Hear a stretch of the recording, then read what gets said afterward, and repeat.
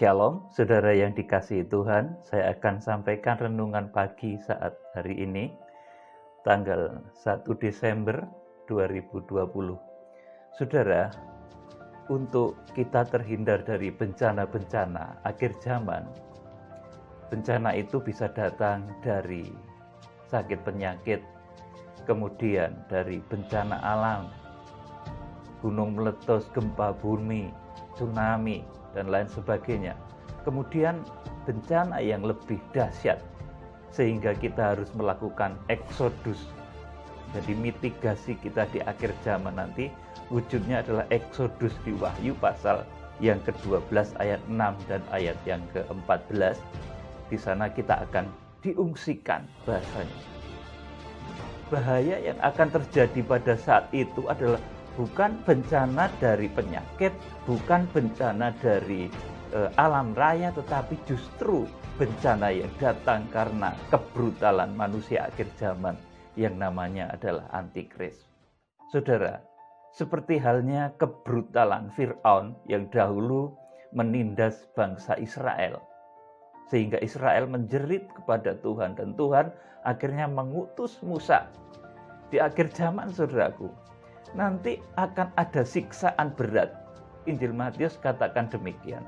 Sebelum kedatangan Tuhan akan terjadi siksaan-siksaan berat yang belum pernah terjadi sejak dunia dijadikan dan sampai kapanpun, hanya terjadi di akhir zaman ini. Saudara, kalau melihat kebrutalan manusia, karakter manusia akhir zaman ini begitu semakin brutal, saudara. Bahkan nanti puncaknya manusia di akhir zaman itu akan dipimpin oleh satu pemimpin besar yang namanya adalah antikris. Saudara, di dalam kitab Wahyu pasal yang ke-13 ayat yang ke-1 dan selanjutnya. Dan masa antikris itu nanti akan terjadi selama 1260 hari atau 42 bulan. Saudara, nah kita akan melakukan mitigasi dari bencana besar, bencana yang terjadi karena kebrutalan manusia. Yang namanya manusia antikris di akhir zaman. Nanti ganasnya minta ampun, saudaraku. Belum pernah terjadi. Dan itu nanti hanya terjadi di akhir zaman.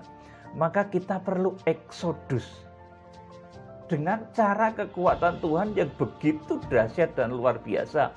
Bukan eksodus pelaku, saudaraku. Bukan eksodus naik pesawat, tapi ini dengan cara Tuhan yang luar biasa. Yang Wahyu pasal 12 ayat 6 katakan itu lari, hilang, lenyap, saudaraku, peugo. Kemudian Wahyu pasal 12 ayat 14 katakan itu sebagai terbang. Kita saudaraku, dibawa oleh Tuhan dengan kekuatan dua sayap burung nasar besar. Dan kita terbang, petomai, ke tempatnya di padang gurun, supaya dipelihara oleh Tuhan di sana selama 1260 hari.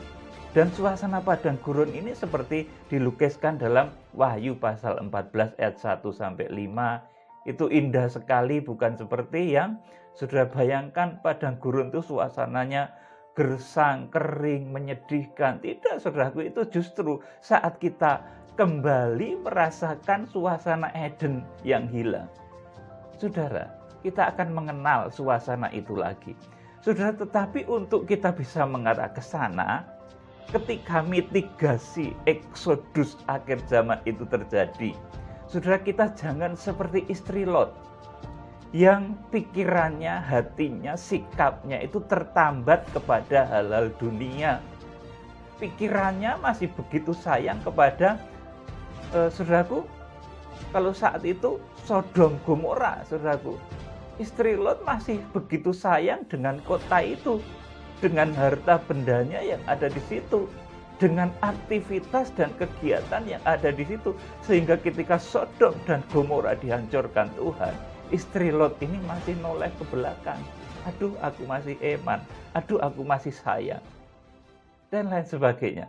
Saudara, ketika saudara akan eksodus di akhir zaman, mitigasi akhir zaman nanti yang akan membawa saudara ini eksodus. Caranya eksodus itu dengan kekuatan Tuhan. Nanti saudaraku, caranya dahsyat dipindahkan oleh Tuhan, bukan dengan kekuatan kita sendiri. Kemarin saya katakan, kalau kekuatan kita sendiri ini nggak bisa, saudaraku. Tetapi dengan kekuatan dua sayap burung nasar besar, yang nanti digambarkan prosesnya itu, saudaraku, begitu luar biasa. Yang di Yudea harus melarikan diri ke pegunungan, saudaraku. Ini satu bahasa yang harus saya terangkan juga nanti. Kemudian yang di peranginan, saudaraku, nggak usah turun, karena saat itu akan terjadi, saudaraku, eksodus, mitigasi. Saat itu akan terjadi beogo. Kita diungsikan, hilang, lenyap, dan terbang, saudaraku. Yang sedang di ladang nggak usah pulang, karena saat itu akan ada kekuatan Tuhan yang dahsyat, yang memilih jemaat-jemaat yang terukur rohaninya untuk diungsikan dan dipersiapkan menjadi mempelai wanita anak domba Allah dan tidak mengalami kematian tubuh, melainkan diangkat hidup-hidup. Saudara, untuk hal ini sekali lagi saya terangkan, kita harus melakukannya mulai saat ini, belajar mengarahkan mata kita ini tertuju fokus kepada yang paling utama, yaitu Tuhan Yesus Kristus. Kita jangan tertambat dengan kegiatan-kegiatan yang tidak berarti. Saudara, karena saudara sedang bangun rumah asik mungkin, kemudian lupa, saudaraku, nggak menyimak firman Tuhan, lupa tidak berdoa, lupa tidak melayani. Kegiatan-kegiatan ini seperti Sodom dan Gomora. Ketika saudara mengawinkan anak, saudara kawin mengawinkan, saudara kawin menikah mungkin saudara, kemudian saudara itu lupa dengan kegiatan-kegiatan rohani. Saudaraku, lupa melayani, lupa menyimak firman Tuhan, lupa mendengarkan khotbahnya Pak Peter, saudaraku. Saudara, jadi mulai dengan hal-hal yang sepele ini kita kadang tertambat.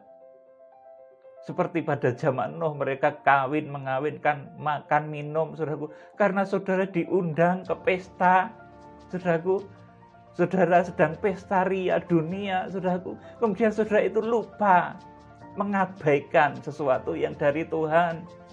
Lupa tidak menyimak firman Tuhan, lupa tidak belajar firman Tuhan, lupa tidak berdoa, lupa tidak melayani, saudaraku. Ini hal-hal Sodom dan Gomora, saudaraku. Pada saat itu dikatakan mereka kawin, mengawinkan, makan, minum, saudaraku. Aktivitas-aktivitas dunia yang tidak berarti tapi menambat kita.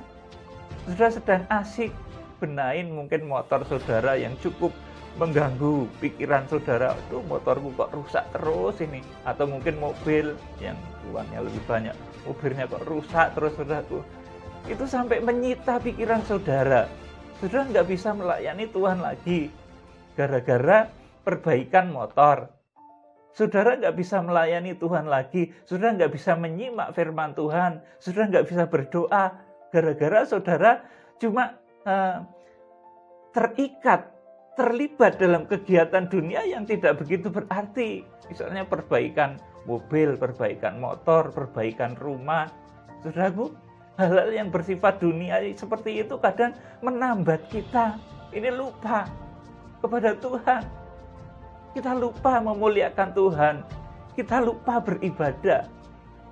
Kita lupa nyimak firman Tuhan. Kita lupa bersekutu dengan Roh Kudus. Tidak ada waktu lagi untuk kita memperdalam firman Tuhan, apalagi berdoa. Sudah, ini situasi Sodom dan Gomora yang pada saat itu juga membuat istri Lot itu noleh lagi. Aduh, memang indah ya dunia Sodom Gomora itu, tempatku begini, terkenang akan itu. Sudah, kemudian istri Lot itu inginnya begitu, ya jangan dihancurkan Sodom Gomora itu. Dia ingin balik lagi karena nikmat. Kenikmatan Sodom dan Gomora, kenikmatan kawin mengawinkan. Itu nikmat, saudaraku. Kawin mengawinkan itu nikmat. Orang kawin itu nikmat. Mengawinkan itu nikmat, saudaraku. Wah, pesta-pesta ini, saudaraku. Kemudian makan minum itu, saudaraku, itu juga nikmat, saudaraku. Sudah disuguhin makanan yang nikmat-nikmat begitu, saudaraku. Kegiatan Sodom Gomora, kegiatan pada zaman Nuh, itu juga begitu. Pada saat itu manusia kawin, mengawinkan, makan, minum, menuruti keinginan daging, kemudian lupa Tuhan. Matanya tidak tertuju kepada Tuhan. Saudara, saya ingatkan untuk bisa eksodus di akhir zaman. Kita dibawa oleh Tuhan dengan kekuatan yang besar, nanti lepas dari bahaya antikris yang mengerikan itu, dari masa antikris yang mengerikan itu. Saudara harus melakukannya dengan mata yang tertuju kepada Yesus. Ibrani 12 ayat 1 dan 2. Saya bacakan. Karena kita mempunyai banyak saksi bagaikan awan yang mengelilingi kita.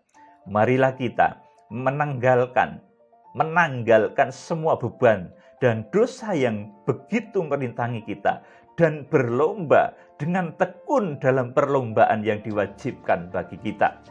Marilah kita melakukannya dengan mata yang tertuju kepada Yesus yang memimpin kita dalam iman dan yang membawa iman kita itu kepada kesempurnaan. Itulah nanti saat kita diungsikan menjadi mempelai wanita anak domba Allah.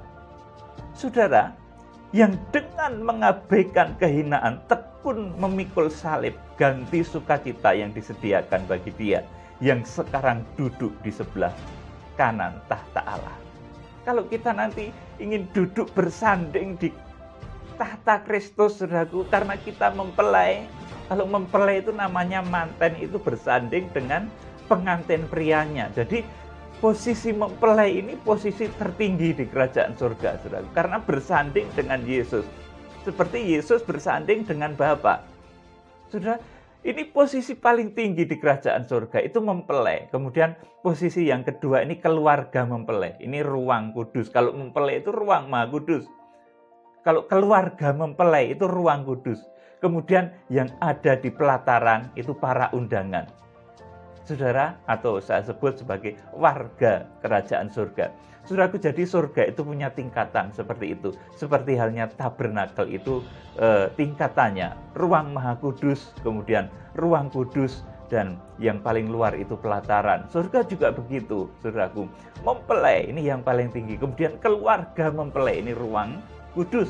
Kemudian yang di pelataran itu warga kerajaan Allah. Saudara yang dikasihi Tuhan, supaya kita bisa mencapai standar kesempurnaan itu, kita, saudaraku, dieksoduskan oleh Tuhan, diberi 2 sayap burung nasar yang besar. Kita harus melakukannya mulai saat ini dengan mata yang tertuju kepada Yesus. Sekalipun saudara sibuk, saudara orang penting di kantormu, saudara bos di kantormu, saudaraku. Tapi saudara itu jangan terikat dengan kegiatan-kegiatanmu sebagai bos itu. Dengan kegiatan-kegiatanmu sebagai seorang bisnismen, saudaraku. Saudara jangan terikat dengan itu. Saudara mungkin menjadi orang penting di dunia ini karena saudara memiliki bisnis yang begitu berarti, saudara menghidupi banyak orang, saudaraku. Tapi saudara jangan terikat dengan bisnismu, saudara jangan terikat kepada duniamu, saudara jangan terikat kepada Sodom dan Gomora, saudara jangan terikat dengan dunia, saudaraku, seperti saat banjir bah itu datang. Mereka kawin dan mengawinkan keindahan-keindahan dunia. Saudara jangan terlalu asik terlena dengan hal duniawi yang membuat saudara itu lupa kepada Tuhan. Tidak memiliki jam untuk telaah firman Tuhan. Tidak punya waktu untuk sembahyang dan berdoa. Saudara yang dikasihi Tuhan, ini yang dimaksud oleh Rasul Paulus. Karena kita memiliki banyak saksi bagaikan awan yang melilingi kita, marilah kita menanggalkan semua beban, saudara, dan dosa yang begitu merintangi kita, dan berlomba dengan tekun dalam perlombaan yang diwajibkan bagi kita. Saudara, kita akan baca juga, ini istri Lot, yang karena sikap hatinya tidak benar, dia tertambat pada perkara rohani. Akhirnya, saudaraku, dia memikirkan perkara rohani itu, sehingga dia berubah menjadi patung garam. Tidak bisa diungsikan saat itu ketika Sodom dan Gomora itu dihancurkan Tuhan. Saudaraku, berhenti di jalan jadi patung garam. Kejadian 19 ayat 26. Tetapi istri Lot yang berjalan mengikutinya menoleh ke belakang, lalu menjadi tiang garam. Saudara, ini artinya apa, saudaraku? Orang kalau sudah terikat, ini dalam arti yang mudah dulu ya, saudaraku, yang terjadi dalam kehidupan kita. Kalau kita tertambat dengan perkara-perkara dunia, dengan kemegahan dunia, dengan kekayaan dunia, dengan sesuatu yang sifatnya duniawi, saudara, pikiran kita akan mudah stres, saudaraku. Kemudian kalau sudah memikirkan hal-hal dunia, saudaraku, pikiran saudara menjadi tidak jernih lagi. Bahkan karena memikirkan hal-hal dunia ini, saudara bisa menjadi kaku. Seperti istrinya Lot ini, saudaraku. Kalau bahasanya sekarang gitu, saudaraku, istrinya Lot ini menjadi tiang garam itu, saudaraku, kaku, stroke, saudaraku. Nggak bisa lagi diajak, dibawa kepada pengungsian. Karena dia terlalu memikirkan hal-hal duniawi, lupa kepada Tuhan. Dia terlalu memikirkan ikatan-ikatan dunia sehingga lupa kepada Tuhan. Saudara, kalau saudara terikat kepada hal-hal dunia, kepada urusan makan, minum, kawin, mengawinkan yang semuanya itu memang enak, nikmat. Seperti Sodom dan Gomora yang dihancurkan Tuhan. Saudaraku, di sana ada pesta ria, di sana ada kawin mengawinkan, bahkan dengan perkawinan-perkawinan yang tidak wajar. Orang-orang yang ditenggelamkan oleh bencana air bah di zaman Nuh itu juga gitu. Mereka kawin mengawinkan itu nikmat, saudaraku. Siapa yang nggak suka kawin dan mengawinkan? Semua orang suka, saudaraku. Dikejar-kejar itu kenikmatan. Bahkan orang saking sukanya, saudaraku, sampai ada yang gila kawin, sukanya kawin melulu, saudaraku. Saudara yang dikasihi Tuhan Yesus Kristus, kita jangan sampai tertambat, terikat kepada perkara-perkara dunia seperti itu. Seperti tadi saya sampaikan, boleh saudara ini jadi orang yang penting, jadi bos, saudaraku. Saudara boleh menjadi orang yang memiliki banyak berkat dan kekayaan di dunia ini. Tetapi saudara jangan terikat dengan hal itu. Saudara, karena nanti ketika kita eksodus besar-besaran di akhir zaman, sudah akan dipindahkan oleh Tuhan dengan kuasa yang dahsyat, dan apa yang sudah tumbuh itu tidak akan saudara bawa di padang belantara pengungsian nanti, saudaraku. Saudara tidak akan bawa mobil-mobil saudara, saudara tidak akan bawa, mungkin saudara punya pesawat, tidak akan dibawa itu, saudaraku. Ketika Peugo, Wahyu pasal 12 ayat 6 itu terjadi, ketika kita diungsikan dari bencana antikris, dari kebengisan manusia-manusia akhir zaman yang disebut antikris akhir zaman, saudara nggak akan sempat bawa hal-hal yang seperti itu. Waktu itu istri Lot itu noleh, aduh sayang ya, itu punya aku masih banyak sekali, aduh nggak usah ngungsi, kita lebih baik di dunia sama antikris, saudaraku. Ya jangan begitu, saudaraku. Nanti saudara kalau ketemu antikris pasti disiksa, dan ujung-ujungnya kalau menerima Tuhan Yesus, tetap saudara setia pegang nama Yesus, nanti pasti akan dibunuh oleh antikris. Itu zaman antikris yang lamanya 1260 hari. Nah, dipenggal oleh antikris. Saudara, oleh karena itu orang-orang kudus pada saat antikris itu berkuasa, yang lamanya adalah 42 bulan terakhir sebelum Tuhan Yesus datang dan melakukan pembalasan atas dunia ini. Jadi antikris berkuasa selama berapa, saudaraku? 42 bulan atau 1260 hari. Saudara, pada saat itulah gereja, jemaat-jemaat yang terukur rohaninya akan diungsikan Peugo ke satu tempat yang disiapkan oleh Tuhan supaya ia dipelihara di situ 1260 hari lamanya. Saudara, jangan seperti istri Lot yang tertambat, terikat kepada perkara dunia sehingga dia lupa kepada Tuhan, sehingga dia saudaraku berpaling lagi kepada dunianya, terikat, tertambat, nanti saudara akan mengalami sesuatu yang fatal dalam kehidupan saudara. Saudara bingung, stres, mikir dunia. Saudara seperti istri Lot ini jadi kaku, jadi stroke, saudaraku. Patung garam itu, saudaraku, manusia kalau dipenuhi dengan garam akhirnya kaku ya, saudaraku. Kalau saudara kebanyakan makan garam, saudaraku, tensinya bisa naik, saudaraku. Istri Lot itu begitu rupanya, saudaraku. Jadi saudaraku yang dikasihi Tuhan, kita harus belajar mengarahkan mata kita kepada Yesus. Kita menanggalkan apa-apa aktivitas-aktivitas yang tidak begitu penting, tetapi menambat. Saudaraku, seolah-olah itu penting-penting gitu loh, saudaraku. Padahal itu nggak penting sesungguhnya. Waduh, hari ini aku diundang pesta pernikahannya si ini. Aduh, aku nggak bisa sembahyang dulu ya, saudaraku. Saudara bisa izin sama orang. Tapi kalau Tuhan, saudaraku, aduh, saat ini saya mau ini perbaikan rumah. Ini rumah saya ini begini-begini, nggak bisa berdoa saya. Itu kegiatan Sodom dan Gomora, itu kegiatan ketika banjir Noh itu datang. Mereka membangun segala sesuatu. Waduh, saat ini saya harus beli mobil baru, saya nggak bisa berdoa. Sudah, itu harus bisa berdoa justru kalau sedang begitu itu. Harus dekat pada Tuhan. Kalau saudara ingin menjadi mempelai wanita anak domba Allah, jangan sampai saudara tertambat kepada perkara-perkara sepele, tetapi itu menyita waktu saudara sehingga saudara tidak bisa memuliakan Tuhan. Nanti saudara akan tertinggal seperti istri Lot, atau berubah menjadi patung garam. Saudara terlalu terlibat dengan perkara-perkara dunia. Saudara akan dibikin stres, bahkan seperti istri Lot ini, stroke, saudaraku, kaku semuanya. Saudara, jangan sampai kejadian yang terjadi pada istri Lot ini menimpa saudara. Istri Lot itu gagal dieksoduskan.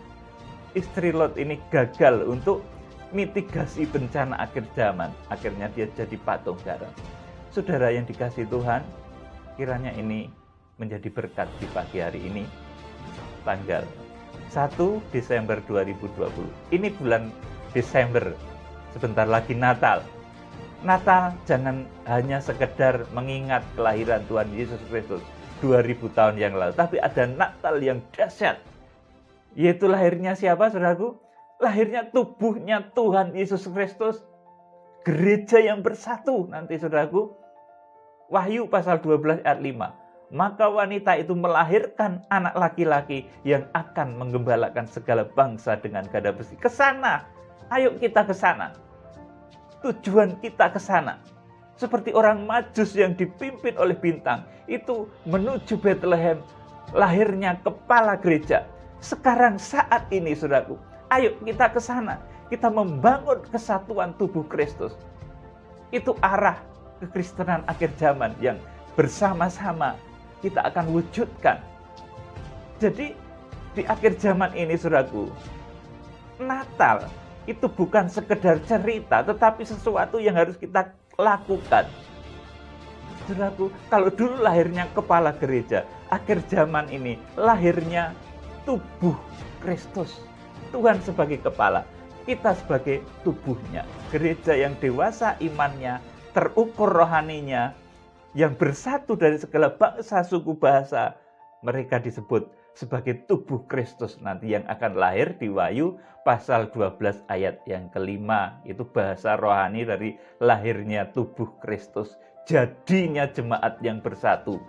Jemaat yang kudus, yang satu, yang bersatu di dalam satu kesatuan tubuh Kristus dan yang terukur rohaninya. Salam penuaian, Tuhan Yesus Kristus memberkati.